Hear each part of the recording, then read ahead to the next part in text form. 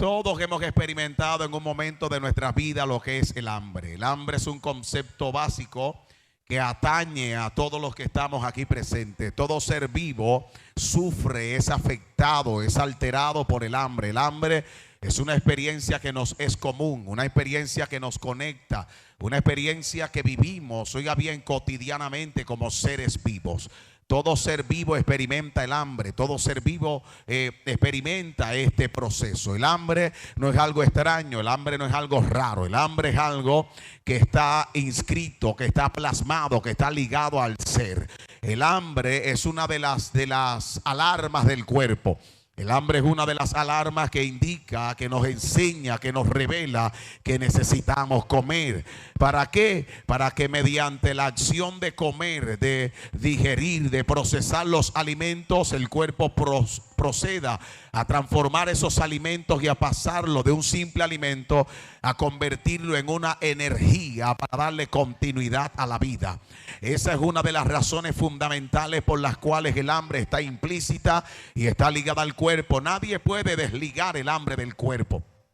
Este es un concepto que necesitamos tener claro, aleluya, porque hubo una multitud en el tiempo de Jesús que no lo tuvo claro. La Biblia dice que ellos estaban en un lugar desértico, en un lugar árido, en un lugar inhóspito, en un lugar retirado de la población, retirado, oiga bien, de la polis, aleluya, de la comunidad, de la ciudad. Y estando en ese lugar desierto, se presentó una problemática, y es que todos experimentaron el hambre.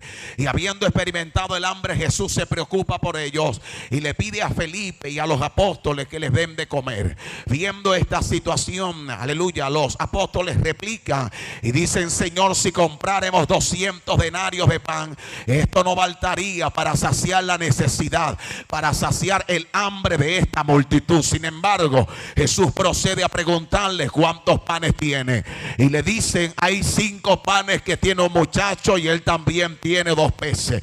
La Biblia dice que a Jesús le bastó con esto. Los toma, los levanta, los multiplica, y cuando los baja se los da a los discípulos para que los repartan a la multitud. Esto es lo que conocemos, aleluya, históricamente como la multiplicación de los panes. Jesús con 5 panes alimentó a más de 5,000 hombres, y un promedio de 15 a 17,000 personas alimentó con esos 5 panes. Porque como se ha predicado en muchas ocasiones, simplemente los recuerdo, lo que es insuficiente para usted es suficiente para Dios, y lo que es poco para usted y para mí es mucho en las manos de Dios. Lo que en las manos suyas no significa nada, en las manos de Dios significa la manifestación de un milagro. Mi alma adora al Señor, que resuelve un problema. Estamos aquí. Oiga bien, note que la Biblia señala que ellos comieron, pero la multitud se va a su casa, y la Biblia dice que ellos se fueron porque estaban llenos, ellos se fueron porque estaban saciados. Y ese es el problema de mucha gente dentro de las congregaciones en el día de hoy. El problema de mucha gente no es, aleluya, el hambre. El problema de mucha gente es que cuando sacian el hambre creen que todo terminó ahí. Lo que ellos no saben es que el hambre se manifiesta periódicamente. El hambre se manifiesta de una forma continua. El hambre, bendito sea el Señor, usted la puede derrotar hoy, pero téngalo por seguro que mañana ella regresará, porque el hambre está diseñada para hacer presencia permanente en el cuerpo de las personas que están vivas. La multitud no entendió este principio, y por eso cuando se sintieron saciados regresaron a su casa abandonando la presencia de Jesús. Grave error que tiene la sociedad de hoy. Gente que reciben hoy un milagro de Dios, y como recibieron una respuesta de Dios se sienten saciados y se alejan de la presencia que les dio la respuesta. Pero mañana más tarde, cuando regresa el conflicto, la batalla, la guerra, cuando regresa, alabado sea el Señor, la confrontación, se sienten abrumados porque, aleluya, aunque se fueron saciados, aunque se fueron después de haber comido, no se aseguraron de caminar con la presencia que multiplica los panes y que multiplica los peces. Ellos se sintieron realizados y creyeron que eso era todo. Estamos aquí. La Biblia dice que al día siguiente están buscando a Jesús y Jesús les habla de frente, frontal, directo. Les dice: ustedes no me buscan por las cosas eternas, ustedes me buscan porque tienen hambre, porque ayer comieron y se saciaron. Jesús no les está rechazando por el hambre, le está rechazando por la actitud, aleluya, que ellos tomaron después de que Jesús les sació el hambre. Aleluya. El problema de muchos, como ya lo dije, es que hay gente que apenas reciben lo que quieren de Dios, se olvidan de Dios. Dígale al que está a su lado: me dio hambre.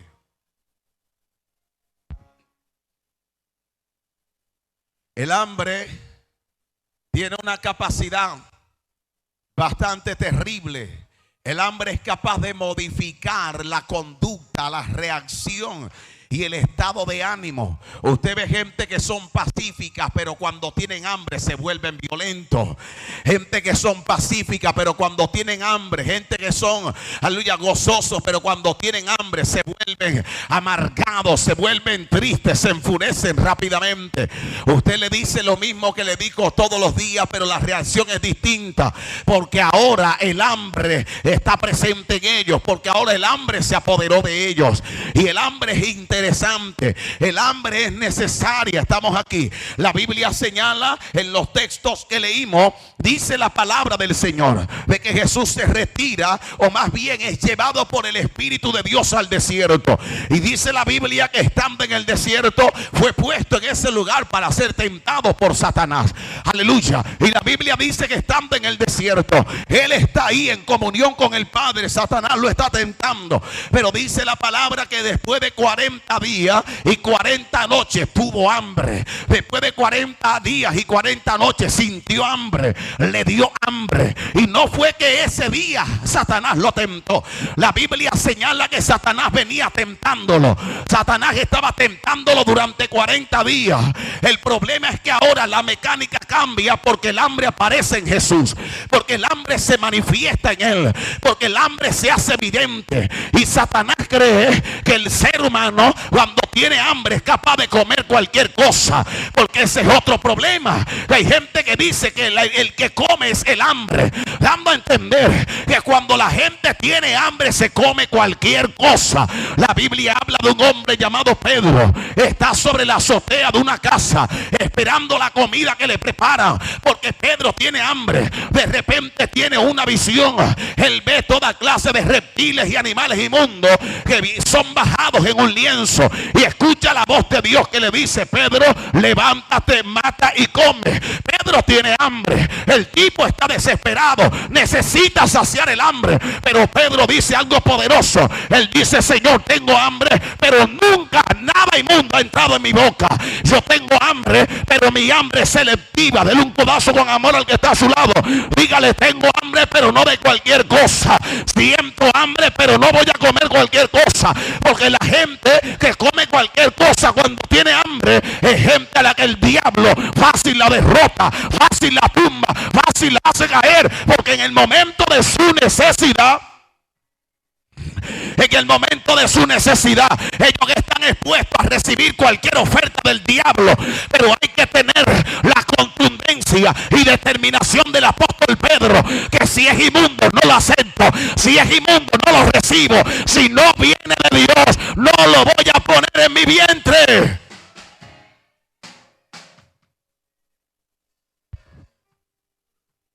Estamos aquí. La Biblia señala que el apóstol Pedro dijo: no, ninguna cosa inmunda ha entrado en mis labios. Ahora Dios le está hablando a Pedro de cosas precisas, y es de la vida de Cornelio. Cornelio era un centurión que hacía parte del ejército romano, pero que era descendiente de los israelitas, de las 10 tribus. Y a los de las 10 tribus se les conocía como gentiles, y también los judíos los trataban como inmundos, como animales sucios, inmundos. Por eso Jesús le está diciendo: Pedro, mata y come. Le está diciendo: Pedro, ve en busca de los gentiles. Cornelio te va a enviar a buscar, no rechaces. Estamos aquí. La Biblia señala entonces que Jesús tiene hambre. Diga conmigo: le dio hambre. Y la Biblia señala que Satanás aparece, y una de las cosas que Satanás le dice es: si eres hijo de Dios, di que estas piedras se conviertan en pan.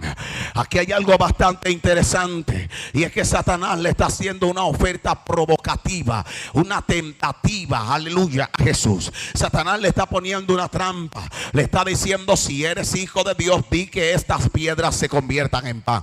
Todos asociamos rápidamente que Satanás está hablando de las piedras del desierto, que Satanás está hablando de las piedras que hay en el lugar donde Jesús está. Pero indagando un poco, aleluya, me di cuenta que la palabra que se usa ahí para piedras es la palabra griega litos. La palabra litos, aleluya, tiene su equivalente en el hebreo, que es la palabra eben. Eben en hebreo significa piedra. Alabado sea el Señor. Y piedra hablando de fundamento, piedra hablando de estabilidad. Pero me gusta que el griego tiene un significado más profundo, más delicado, un significado más quirúrgico. El litos en griego habla de piedras, pero litos se refiere también a las piedras de un molino. Diga conmigo: piedra de molino.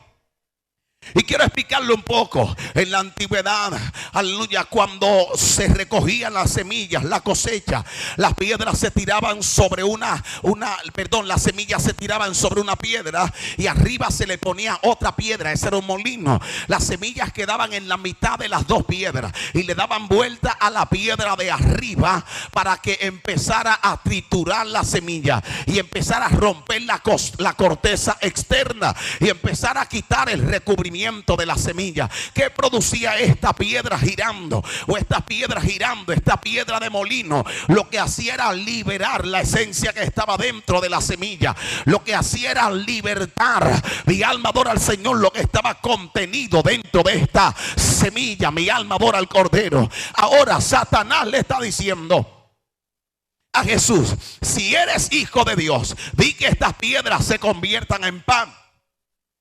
La Biblia señala que el problema de Satanás fue querer manipular el hambre de Jesús. Jesús le dice: no solo de pan vivirá el hombre, sino de toda palabra que sale de la boca de Dios. De eso vivirá el hombre.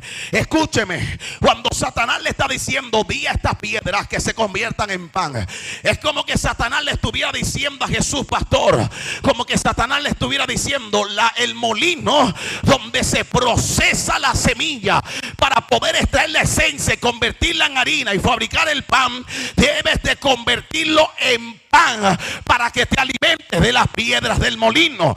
Al Jesús convertir las piedras del litos, las piedras de molino, convertirla en pan, lo que Jesús estaba haciendo era alterar los procesos naturales de Dios. ¿Cuál era el orden natural? Triturar las semillas con las piedras para que lo que está dentro de la semilla se libere y poder fabricar el pan. Satanás le está ofreciendo un camino más corto a Jesús con el mismo resultado, pero no le está hablando de la consecuencia. ¿Cuánta gente en su momento de angustia se le aparecen ofertas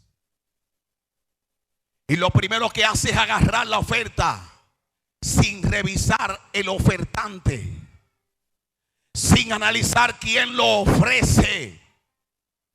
Satanás no ofrece nada de gratis. Satanás no da nada regalado. Jehová los reprenda.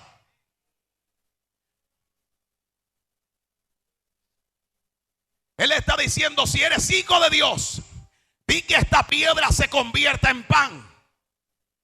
La piedra con la que procesan la semilla, Él quiere que Jesús la convierta en pan.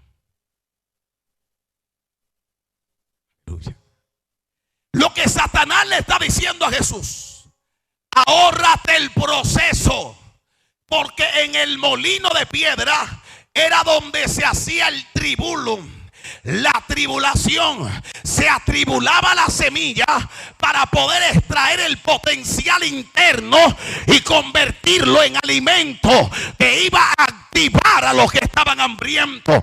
Jesús pasó 40 días y dice la Biblia que después de los 40 días sintió hambre. Satanás le dijo: ahórrate el dolor del hambre, ahórrate la aflicción, ahórrate el tribulo, ahórrate el proceso. Jesús le dijo: no solo, aleluya, de pan vivirá el hombre, sino de toda palabra que sale de la boca de Jehová. De eso vivirá el hombre. Lo que Jesús le está diciendo: aunque tengo hambre, siento necesidad de comer, no estoy dispuesto a sacrificar los procesos de Dios para obtener el resultado que yo deseo, pues el resultado que yo espero, el resultado que necesito, está ligado al proceso que Dios estableció para mí. Es el proceso el que me trae el resultado de Dios.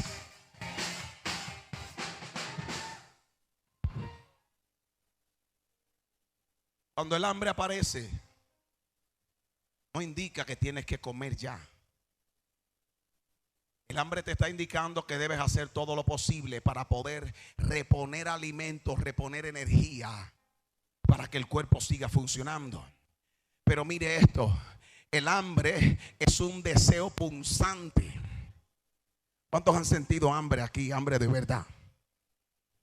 El hambre es un deseo punzante que altera tu pensamiento, desespera. No estoy hablando del momento cuando decimos tengo hambre y tenemos que comer ahí. Estoy hablando de situaciones en las que nos encontramos a veces como Jesús, que estamos en un desierto donde no parece haber algo que resuelva nuestro problema. Y es un momento bastante maravilloso tener hambre. ¿Sabe por qué es bueno tener hambre? Porque el hambre ayuda a que también se disfrute el alimento cuando llega. Estamos aquí. Ahora Satanás le dice: si eres hijo de Dios, di que estas piedras se conviertan en pan. Le dije que esas piedras hablan del tribulum, del molino donde se machacaba la semilla. La semilla tiene dos destinos según la Biblia. El primer destino, la Biblia dice que Dios da pan al que come y semilla al que siembra. Los dos destinos de la semilla es convertirse en un árbol que va a dar mucho fruto. Por eso Jesús dijo en el libro de Juan capítulo 12 que si el grano de trigo no cae en la tierra y muere, entonces queda solo. Pero si se muere y lleva mucho fruto. Lo que Jesús está hablando es que la semilla, está hablando de uno de los dos destinos de la semilla, y está hablando de la semilla que está destinada a convertirse en un árbol que va a producir mucho fruto. Todo el que siembra la tierra sabe que cuando se recoge la cosecha se hace una separación de la semilla, se hace una separación del producto, o parte de ese producto se convierte en semilla que va a producir mucho fruto para volver a labrar y a sembrar la tierra, y la otra parte se convierte en alimento que va a resolver el problema inmediato del hambre que se pueda experimentar. Esos son los dos destinos de la semilla. Pero ahora Cristo, como la semilla no había llegado a su hora de ser sembrado, era la hora de ser atribulado, era la hora de pasar hambre, era la hora de proceso, era la hora de preparación, porque lo que hace la tribulación es que te prepara, lo que hace el proceso es que te capacita. Hay gente que quieren llegar a la cima sin sufrir el proceso del ascenso. En el ascenso te quedas sin pierna, en el ascenso depende de la altura, te quedas sin oxígeno, en el ascenso te quedas sin fuerza, porque eso hace parte del proceso de alcanzar las metas, de llegar a la cima. Pero hay gente que asciende a la cima en helicóptero, asciende a la cima en avión, buscan facilismo. Mi alma adora al Señor, y he escuchado a los viejos que los viejos dicen que lo que fácil viene, fácil se va. Por eso hay gente que experimenta un fuego en la iglesia y es un fuego temporal, porque fue algo que le fue impartido. Ellos no pagaron el precio, pero hay otra gente que está dispuesta a pagar el precio con tal de que ese fuego y esa presencia de Dios se mantenga. Ese es un fuego que va a arder, pero no se va a apagar, porque lo que viene con sacrificio permanece.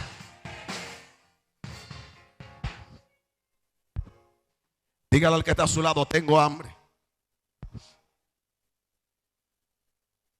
Ahora, la semilla debe ser tribulada. ¿Para qué la semilla es tribulada? Diga conmigo, para liberación. Diga, para liberación. La semilla que se siembra para muerte. Pues la semilla que se siembra, la tierra la descompone, la mata. Y por medio de la tierra haber asesinado, por medio de la tierra haber hecho morir la semilla. Esa semilla libera la información que está implícita en sus códigos genéticos y empieza a convertirse dentro de la tierra que le ocasionó la muerte en un árbol nuevo que brota para producir mucho fruto. Pero aquí hay algo poderoso, y es que la semilla que es para alimento tiene que ser tribulada. La semilla que es para comer tiene que pasar por el proceso de la tribulación, porque la semilla viene envuelta en una vaina, viene envuelta en un forro, viene envuelta, aleluya, en un empaque, como usted lo pueda entender, viene envuelta en una corteza, y la única forma de liberarla de esa corteza es atribularla. Por eso es que Dios te mete en proceso, por eso es que Dios nos pasa por prueba, porque la única forma de liberarnos de la corteza exterior que nos limita es que entremos en el molino, en el tribulum de Dios. Hay gente que no va a experimentar la gloria hasta que se han molido, porque el molino rompe la corteza. La corteza es tipología de la carne, la corteza es tipología de la vida natural, la corteza es tipología de una vida mediocre, la corteza es tipología de una vida conformista. Dios te mete en el tribulo para que el molino rompa el conformismo, rompa la frialdad, rompa la apatía, rompa la carnalidad. Y cuando el molino rompe, cuando las piedras quiebran la corteza externa, se libera la esencia de Dios que llevas dentro, porque lo que llevas dentro, que es de Dios, no se va a manifestar hasta que Dios no rompa lo que limita afuera.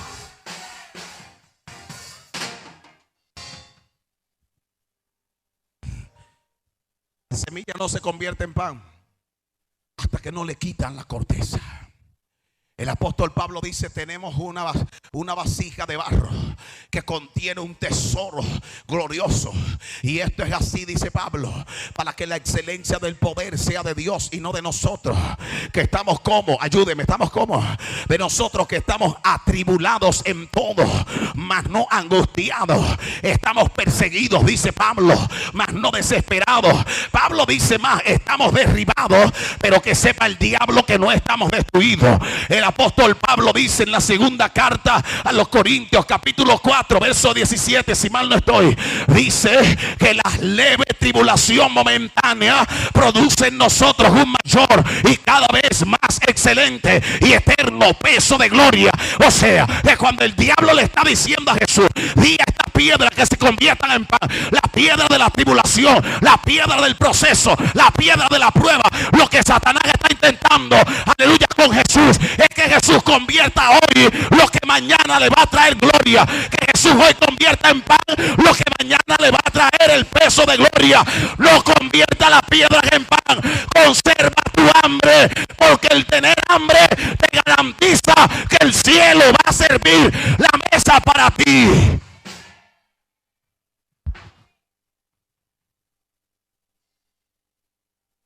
Estamos aquí. Convierte las piedras en pan, es sencillo. Pero si Cristo convierte las piedras en pan, las piedras que lo atribulan, esa piedra le va a quitar la gloria mañana. Por eso es que hay que examinar bien las ofertas, porque hay cosas que Satanás te ofrece hoy para quitarte la gloria que Dios tiene mañana para ti.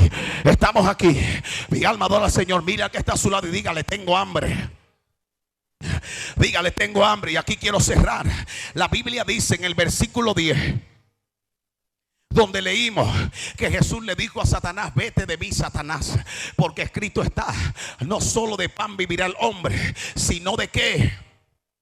Ayúdeme, ¿de qué? De toda palabra que sale de la boca de Jehová, de eso vivirá el hombre. Satanás está tentando a Jesús, pero Jesús está llevando a Satanás a Deuteronomio capítulo 8. La Biblia dice en Deuteronomio capítulo 8, Dios hablando con el pueblo de Israel en el desierto, Dios le dice, aleluya: te acordarás de todo el camino por donde te ha traído Jehová tu Dios estos 40 años. Diga conmigo: 40. ¿Cuántos días tiene Jesús en el desierto? ¿Y cuántos años tenían los israelitas? Te acordarás del camino por donde Dios te ha traído estos 40 años en el desierto, para probarte, para afligirte, para hacerte tener hambre, para saber lo que había en tu corazón, si habías de servir a Jehová tu Dios o no.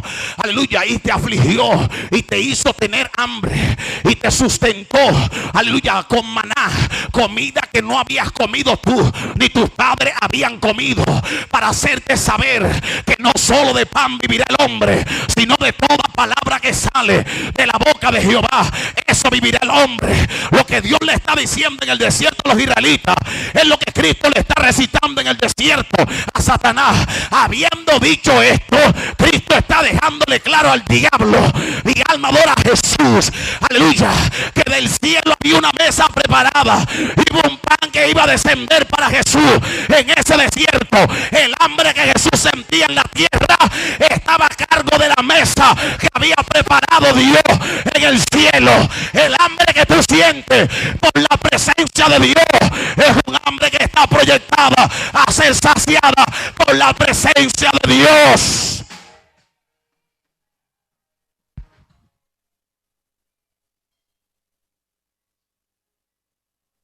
La Biblia dice que Satanás se fue y se fueron las fieras, los demonios, porque los demonios vinieron a tentar a Jesús. Pero me gusta algo poderoso, pastor. La Biblia dice que cuando Satanás se va, los ángeles vienen.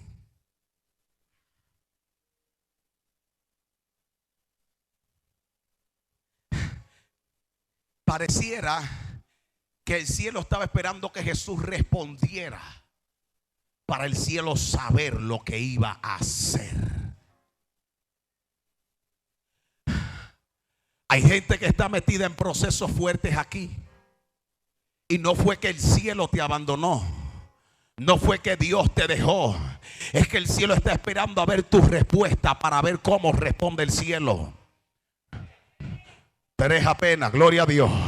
El cielo está esperando ver tu reacción en el proceso para saber cómo va a responder el cielo en tu proceso. Me gusta que la Biblia dice que vinieron ángeles y le servían. Diga conmigo, servían. Diga, servían. Dígalo fuerte, le servían. Vinieron ángeles y le servían, dice la escritura. La palabra servir ahí es la palabra diaconeo en el griego. Diga conmigo, diaconeo. De ahí viene la palabra diácono, que tiene que ver con servicio. Y esto es algo maravilloso, porque la palabra diácono aparece también en el libro de Hechos, a la altura del capítulo 6, si mal no estoy, verso 2, 3, por ahí está. Cuando la palabra del Señor señala que levantaron 7 hombres, 7 diáconos para servir a las mesas, porque la palabra diaconeo, servicio, está ligada a la mesa. Pedro dijo: no conviene que nosotros como apóstoles abandonemos el encomio, abandonemos la encomienda de llevar la palabra por estar pendiente al hambre de las viudas, por estar pendiente al hambre del pueblo, por servir a las mesas. Dijo el apóstol Pedro: conviene entonces que levantemos 7 hombres, levantemos 7 diáconos, 7 servidores que estén ligados a la mesa. La palabra mesa en el griego es una palabra que habla específicamente de una mesa de comedor, porque era la mesa donde se disponía el alimento para que el hambriento viniera y comiera.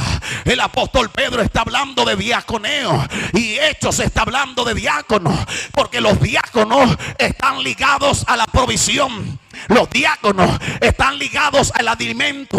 Una de las responsabilidades fuertes de los diáconos es no permitir que nadie en el pueblo se muera de hambre, porque los diáconos tienen el encargo de la provisión para distribuirla, para que la gente sea alimentada. ¿A dónde te quiero llevar? Que cuando Jesús retuvo su hambre, Jesús conservó su hambre, Jesús no doblegó su hambre ante las pretensiones de Satanás. Vinieron específicamente del cielo los ángeles diáconos, los ángeles que tienen que ver con el alimento, los ángeles que tienen que ver con la provisión para servirle, para alimentarlo. Habiéndote dicho esto, te quiero recordar que cuando sientas hambre, no corras a otro lugar, corre a la presencia de Dios, corre a la presencia de Dios, busca el rostro de Dios, conserva tu hambre por Dios, que quien vive hambriento de la presencia dispondrá una mesa de provisión.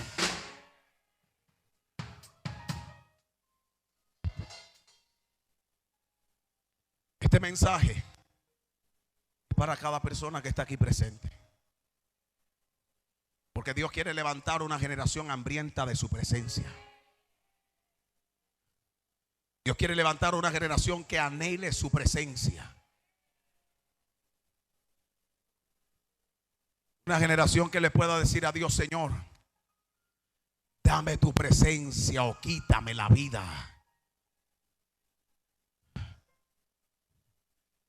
El libro de Mateo capítulo 5 dice: bienaventurados los que tienen hambre y sed de justicia. Hay que despertar ese hambre y hay que defender ese hambre, porque Satanás va a querer traerte distractivos. Satanás te va a hacer ofertas para que tú rompas el tribulo, para que rompas el proceso, para que rompas el molino. Y después de que rompas el molino, te robe la gloria que Dios preparó para ti. Yo no estoy hablando con cualquier tipo de persona. Estoy hablando con una generación que tiene hambre de la presencia de Dios. Una generación que prefiere morir de hambre antes que comer cualquier cosa. Una generación que sabe de qué tiene hambre. Una generación que el mundo se le puede acabar, pero mientras esté ese hambre por Dios, ellos van para adelante. Las pruebas pueden ser duras, pero ellos saben que lo mayor está por venir. Las batallas pueden ser fuertes, pero ellos saben que tienen hambre de la presencia.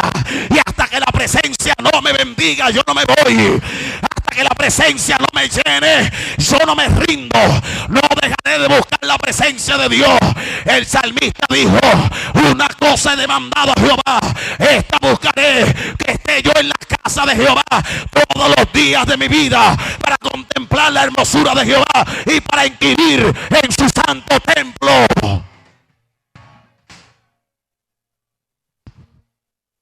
Estoy hablando al espíritu de un joven, de una joven, de una dama, de un caballero. Necesitamos tener hambre por Dios. Necesitamos estar hambrientos. Y hay que dejar que el molino nos rompa. Porque mientras la semilla esté dentro de la vaina, mientras la semilla esté dentro de su corteza, no podrá liberar el potencial de alimentar que tiene en su esencia. Hay gente que no ha podido liberar lo que lleva de Dios por dentro, porque no ha dejado que el molino lo rompa por fuera. Para eso es el hambre de Dios. Para volver a encerrarte en ayuno. Para volver a estar en vigilia. Para poder doblar tus rodillas 1, 2, 3 horas y hablar con Dios. Y si no lo has hecho nunca, el hambre te está empujando a eso. Por eso es que a veces te despiertas de madrugada sin sueño, sin entender. Hay un hambre en tu espíritu que te está empujando. Hay algo que te está diciendo que debes sentir necesidad por la presencia de Dios. La presencia de Dios no va a estar presente en un territorio donde no hay gente que tiene hambre de Él. Donde no hay hambre de Dios, no hay un Dios que se manifiesta como pan, como provisión, como vida. Póngase de pie si es tan amable.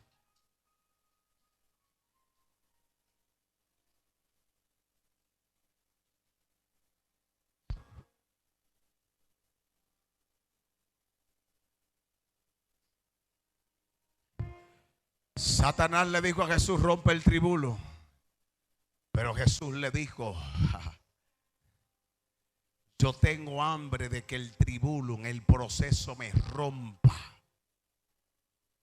para poder liberar el potencial que llevo dentro. Porque esos 40 años del Israel en el desierto, la Biblia dice que toda la generación antigua murió en esos 40 años en el desierto. Así que los 40 días de Jesús en el desierto indican que su naturaleza limitada estaba siendo muerta en el desierto en esos 40 días. El hambre que Jesús sentía era tipología de la muerte a la carne y vida en el espíritu. Porque son las tribulaciones que matan la carne y la crucifican. Pero es esa misma tribulación que libera el espíritu. Yo quiero que usted cierre sus ojos en esta noche y me acompañe a orar. Litami Shanakam.